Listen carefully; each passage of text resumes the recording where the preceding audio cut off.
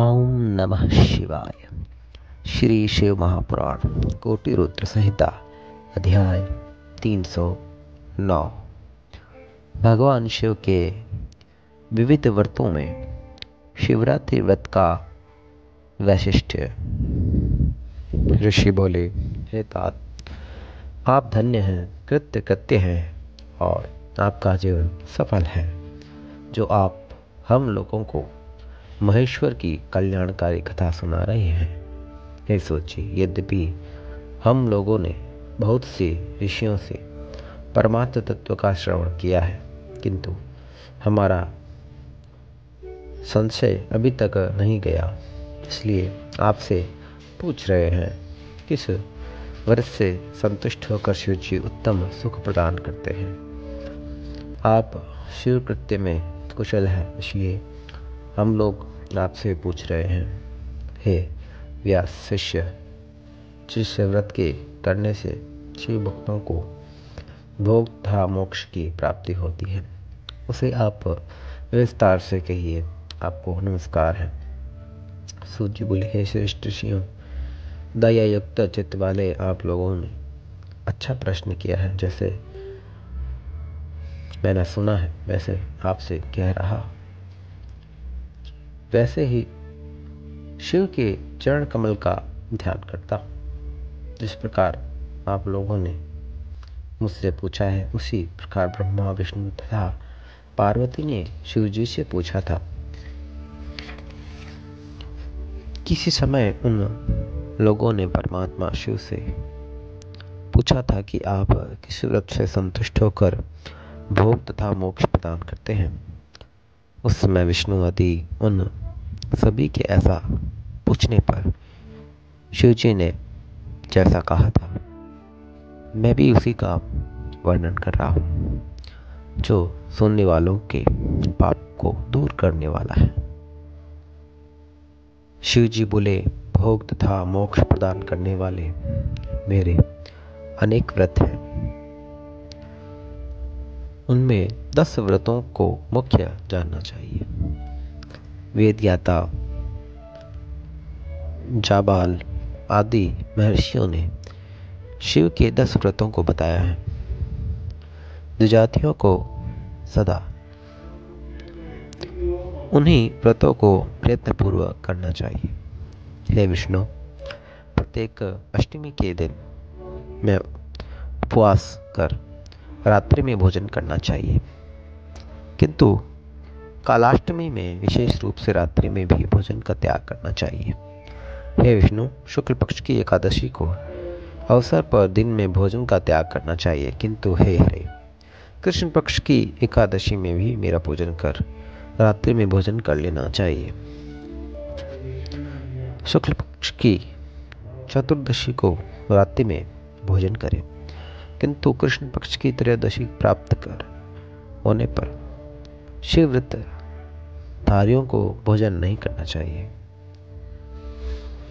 हे विष्णु, दोनों पक्षों में सोमवार के दिन प्रयत्न पूर्वक शिव व्रत करने वालों को रात्रि में भोजन करना चाहिए। हे दिज्शिष्टों, इन सभी व्रतों के समाप्त होने पर व्रत की संपूर्णता के लिए यथाशक्ति शैवों को भोजन कराना चाहिए। द्विजातियों को इन व्रतों का अनुष्ठान नियम पूर्वक करना चाहिए। इन व्रतों का त्याग करने पर द्विज दूसरे जन्म में तिरस्कर चोर होते हैं। मुक्त मार्ग में प्रवीण लोगों को ये व्रत नियम पूर्वक करना चाहिए। ये चारों मुक्ति देने वाले कहे गए हैं। शिव जी का पूजन, रुद्र मंत्र का जप, शिवालय में उपवास और काशी में मरण, ये सनातनी मुक्ति के उपाय हैं। सोमवार से युक्त अष्टमी तथा कृष्ण पक्ष की चतुर्दशी, इन दोनों तिथियों में व्रत करने से शिव जी संतुष्ट होते हैं। इसमें संदेह नहीं करना चाहिए। हे हरि, पूर्वोक्त चारों व्रतों से शिवरात्रि व्रत विशेष बलवान होता है।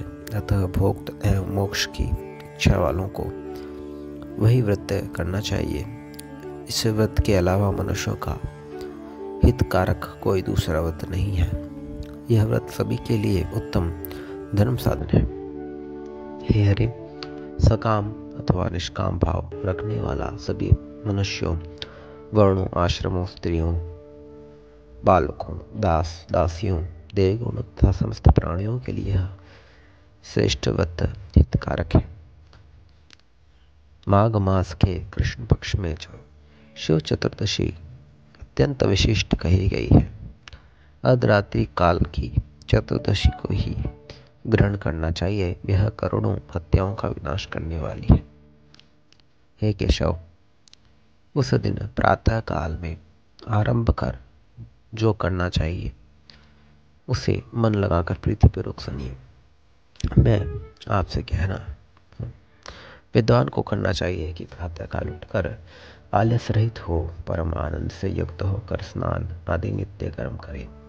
इसके बाद शिवालय में जाकर यथाविधि शिव जी का पूजन कर उन्हें नमस्कार करके बाद में इस प्रकार संकल्प करना चाहिए। हे देव देव, हे महादेव, हे नीलकंठ, आपको नमस्कार है। हे देव, मैं आपका शिवरात्रि व्रत करना चाहता हूँ। हे देवेश, आपके प्रभाव से यह व्रत विघ्नों से रहित हो और कामादि शत्रु मुझे किसी प्रकार की पीड़ा न पहुँचाए। इस प्रकार संकल्प कर पूजा सामग्री एकत्रित करें। सुंदर स्थल पर जो शास्त्र प्रसिद्ध शिवलिंग है, जो वहाँ स्वयं रात्रि में जाकर उत्तम विधि संपादन कर शिव की दाहिने अथवा पश्चिम भाग में शुभ स्थान में पूजा हेतु उस सामग्री को शिव के समीप रखकर पुनः व्रती पुरुष वहाँ विधि पूर्वक स्नान करे। उसके पश्चात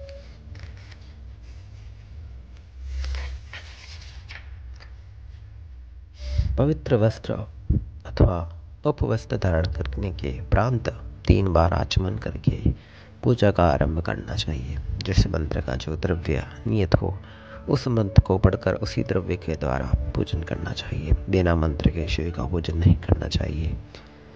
भक्ति भाव से युक्त गीत वाद्य एवं नृत्य के साथ प्रथम पहर में पूजन करके बुद्धिमान को मंत्र का जप करना चाहिए। यदि मंत्रज्ञ पुरुष ने उस समय पार्थिव लिंग का निर्माण किया हो तो नित्य क्रिया करने के अंतर पार्थिव पूजन ही करे।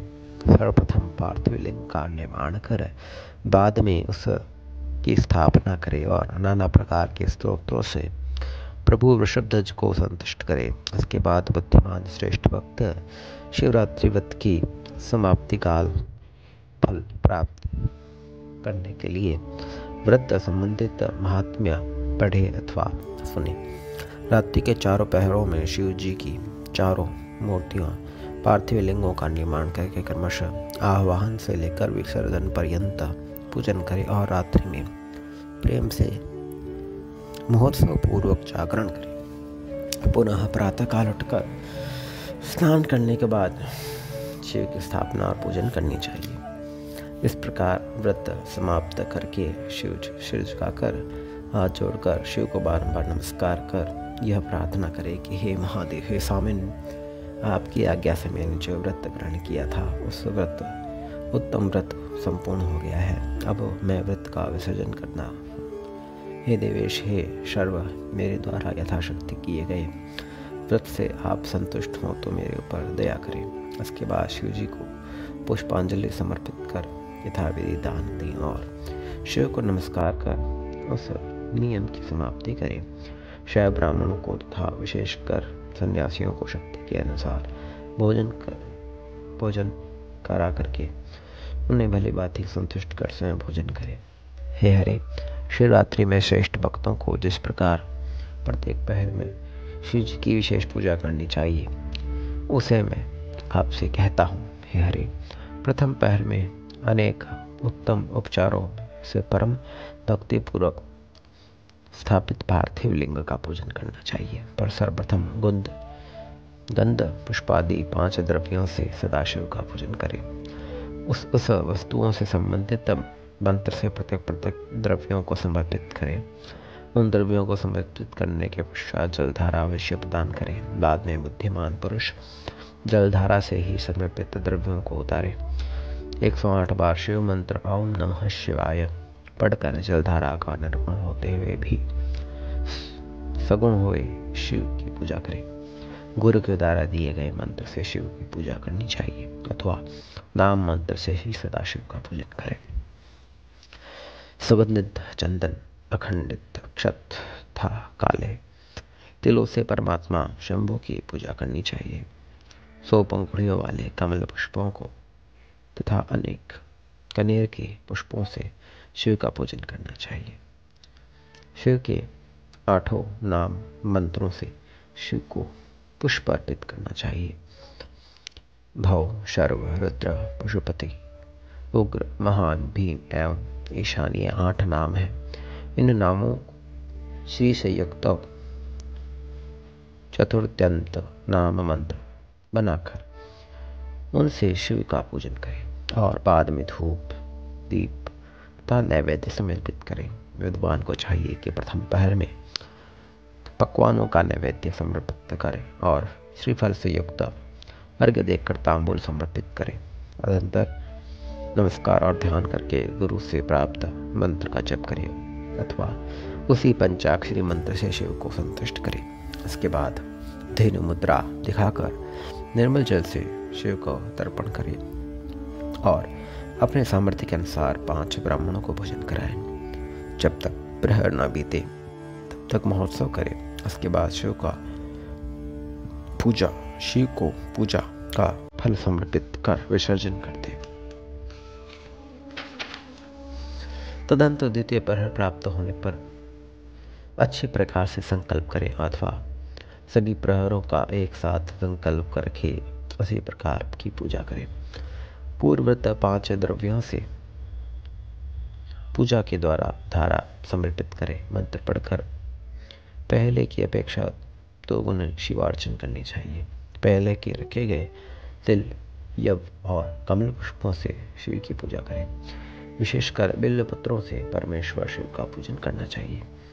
बिजोरा के साथ अर्घ्य देकर खीर का नैवेद्य समर्पित करें। हे जनार्दन, मंत्र की आवृत्ति पहले से ही भी दुगनी होनी चाहिए। इसके बाद ब्राह्मण भोजन का संकल्प करें। दूसरे पहर की समाप्ति तक अन्य सब कुछ पहले की पहर की भांति करें।